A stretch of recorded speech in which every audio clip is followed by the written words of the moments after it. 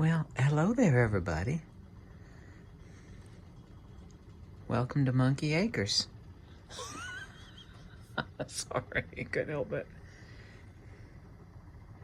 I came down for most of the day. I still got to go back for live stream to check on the cabin and, roast your feet by the fire a little bit. And I probably don't want to put the rubber soles right there on the stove lip, but very nice. These are great. These work off of heat and they start to spin. This one not only spins the fan to blow the hot air around, but it also too reciprocates. Really wonderful. What do you think of that? There is a roaring fire. There's a lot of radiant heat coming off of this sucker. I love these things, by the way. These are DeWalt batteries, and of course I recharge them off of got a DeWalt charger over here to the right. I have my lithium batteries in my back bedroom, but this is talk about Max. These, by the way, are the coolest lights in the world. They're really awesome, these DeWalt lights. Run off of any of their batteries. This is, I think, a 2010 Mac Mini. I got a couple of these still. And they're just so indestructible. They don't make them like that anymore. Yeah. Some stuff over here. Got some chicken bits to cook on the propane stove. There's one of my buckskin kilts when it gets really warm in here. Nothing beats your own clothing you made with your own hands. Yeah, buckskin kilt. Yeah. Yeah, I've got a separate solar array on this side of the cabin. Whew, nearly tripped on a jug of water there. I've got 2 charge controllers and 2 2,000 watt Renogy inverters. These are lead acid. I got like 730 amp hours here. These are 150 amp hours each. Golf cart batteries, and these are deep cycle marine batteries. I think there's 120 watts a piece. Not watts, excuse me, amp hours, 120 amp hours a piece. These are the MPPT Renogy charge controllers and the inverters. And actually what I was doing is blasting music in here. And some goodies. This is a propane stove. Let's take a peek outside. There's my little mini fridge. One thing I forgot, because I didn't leave the fridge on. I unplugged everything before I left last time, and I haven't been up here in 2 months, as I had to pick up some glass inside the cooler there because they burst due to expansion from cold. Yeah, to be honest with you, when I bought this land, it was just under 4 acres and this cabin. How much do you think I spent? Just under 4 acres. How much do you think I spent on the 4 acres in this cabin? Just a hair over $25,000. The Europeans, a little brown eye is puckering over that. Like, $25,000 for a cabin on 4 acres? Man, you can't get a postage stamp over here for that kind of money.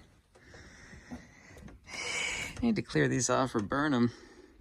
These are some hickory trees that are kind of endangering the cabin just a little bit. I mean, they could have. They were a little too darn close, so I had them cut down last year. That's right. Here I've got, these are 340 watts each, solar panels. Yeah. And I got another solar array on the other side. There's my outhouse out there. I never use it. Just doing a little target practice right there. That's right. Pew, pew, pew, pew. That's right.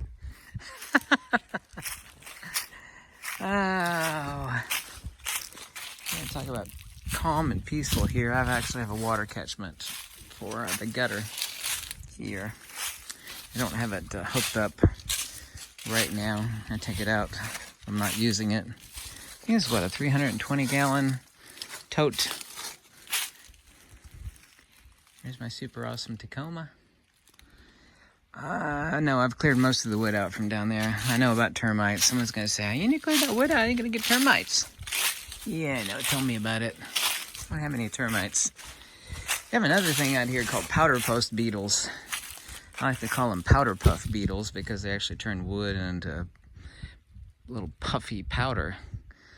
Powder post basically does the same thing a termite does, except it's a different critter. It's called a powder post beetle. Yep. Here we are. Nice. You hear that? Yeah, exactly so. You don't hear anything. Don't hear anything at all. I wished I could spend the night here, but I can't because there's so much work to do. I haven't been up here in 2 months. I do have a couple buddies that check on it every week for me.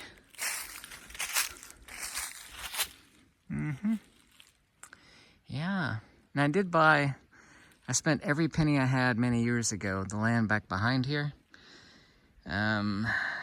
It took every penny I had, and I bought the whole farm back there, so there is a lot of acreage here.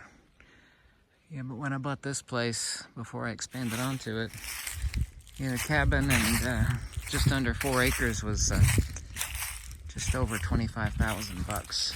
Depends whether you count title search and taxes and this and that, and yada. People are like, what's the property taxes on this place every year? It's like, well, it's just under $300 actually. $300, what? You see my stove going here. It is nice. It's gonna be like 63 degrees today. Here's a fire pit. I never use it really. A little spark could jump out unless everything's wet. You could end up starting a forest fire here, which is not a wise idea. It generally doesn't help your land value, and it doesn't help the cabin's appearance when you catch everything on fire. So there we are. These are those kickstands which have been going for years. It's my invention. Totally, wholly. There's my propane for my gas stove. These kickstands. No, the wind's not going to blow them away. Keeps everything off of the ground. Which are kind of ingenious PVC kickstands.